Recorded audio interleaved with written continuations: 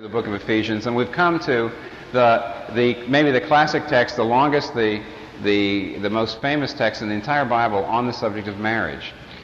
To Ephesians chapter 5, the greatest passage in all of Scripture on the issue and the subject of marriage. So far, we've only looked at the first two, and tonight I want to get to the third. And the first two are the power of marriage and the definition of marriage. We're going to recap the last two messages. So the power of marriage, the definition of marriage, and the priority of marriage. The essence of marriage is a covenant, a legal commitment. The essence of marriage, we said last week, is a legal commitment, a binding covenant with one another. What makes a marriage a marriage? What makes a marriage a marriage? A priest can marry, a minister can marry, a justice of the peace. Marriage is marriage. It doesn't matter whether it's a captain on a ship. It doesn't matter whether it's a justice of the peace. Marriage is marriage. Some people say, well, I got married by a priest. Do I get married by a pastor, a justice of the peace, a judge, or a sea captain? Does it matter where you get married? I don't think that it matters who performs the ceremony. Marriage pops up. Originally, it was given to Adam and Eve. It wasn't given to only Christians. It was given to human beings as human beings. God created marriage and gave it to mankind. The first man, the first woman were the only man and the only woman.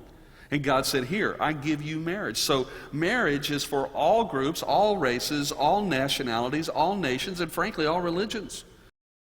What is it makes you married? What makes you married is this: a permanent and exclusive public legal commitment to share your lives together, all aspects of it. It's got to be permanent, it's got to be exclusive. Really, what is marriage? It is a permanent, exclusive, legal relationship. Some people say it's time to have renewable contract marriages. You get married for 3 years and you have an option for 3 more. You've heard that. Now that might be interesting, but that's not a marriage. Actually happening with the Y generation, and it's quite frightening, is that we're now hearing suggested that what marriage needs to be now defined as is maybe a 3-year contract with a 3-year option. In other words, a 3-year contract with a 3-year option for good behavior. That's not biblical marriage. What absorbs it? What absorbs it is this servant heart. And let me give you 3 constituent parts to it. The ability to hear criticism without being crushed.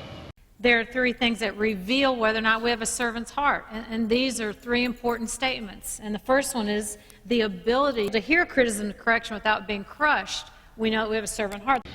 Secondly, the ability to give criticism without crushing. The second indicator is the ability to give criticism and correction without crushing. Thirdly, the ability to forgive people without residual anger. And the third feature that reveals whether or not we have a servant heart is the ability to forgive without lingering anger. That's what I mean by a servant heart. The ability to take your mind off yourself. A servant heart is the ability to take your mind off of yourself and to care about the other person. Every human being, Romans 1 says, has got something, some form of religion, something they worship, something they say, if I get that, then I'll be all right. The problem is every human being at their core is religious. They're religious. Romans chapter 1 tells us that. Now, somebody's out there saying, sure. Your wife yells at you, and you're sitting there thinking about Jesus Christ as your brother and your friend, and your cradle of security is the one of greatest vulnerability. You say, no, wait a second. Are you serious? When my wife yells at me or corrects me or says I'm not doing something I ought to be doing, you're saying I'm supposed to go, oh, wait a second, Jesus is my brother, he's my helper, he's my friend, he loves me. What a Christian does, if you love people, eventually you come to like them. The more you act in love toward them, the more you're gonna like them. That's right. The more you give yourself, the more you make a decision to invest in them, the more you find your heart tied up to them. You know why? Because the Bible says where your treasure is, there will your heart be.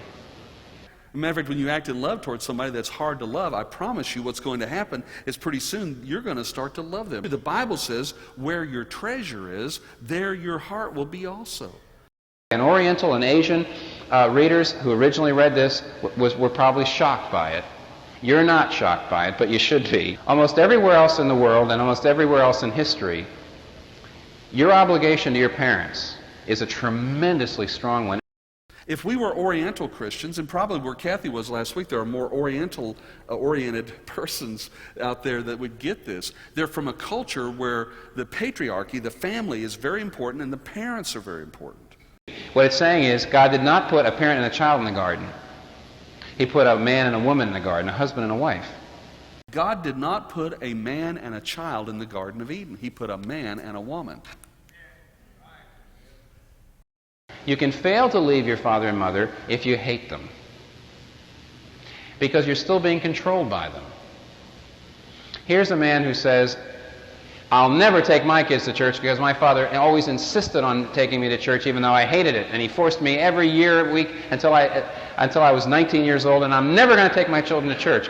Instead of him thinking, is this church true? Is it right? Is it good for my kids? Instead of thinking about this on its own merits, he's controlled by his father. You are going to be surprised. You may be more dependent upon your parents than you realize. Your hatred and lack of forgiveness for your parents and their struggles as parents, which we all have, is controlling your life. It's like the guy who says, oh, my daddy drugged me to church, Mom never going to take my kids to church. Well, what if your kids need to go to church? What if their deepest need is to go to church? Then your daddy is still controlling your parenting. When you feel that the person you're supposed to be opening up with completely really is probably going to tell the parent much or most of what you've just said, you can't do it anymore. If you're in a conflict with your mate and you know that your mother-in-law or your father-in-law is going to hear about this, you're going to be less prone to be transparent and honest. Paul starts to say, the more I think about salvation, the more I think about marriage, and the more I think about the dynamics of marriage, the more I have to think about salvation and how we're redeemed. Redemption is a fresh start. Old things are passed away. Behold, the new has come. Paul is saying, the more I think about marriage, the more I think about the gospel. And Paul ties marriage to the gospel. Why? Because redemption is a fresh start.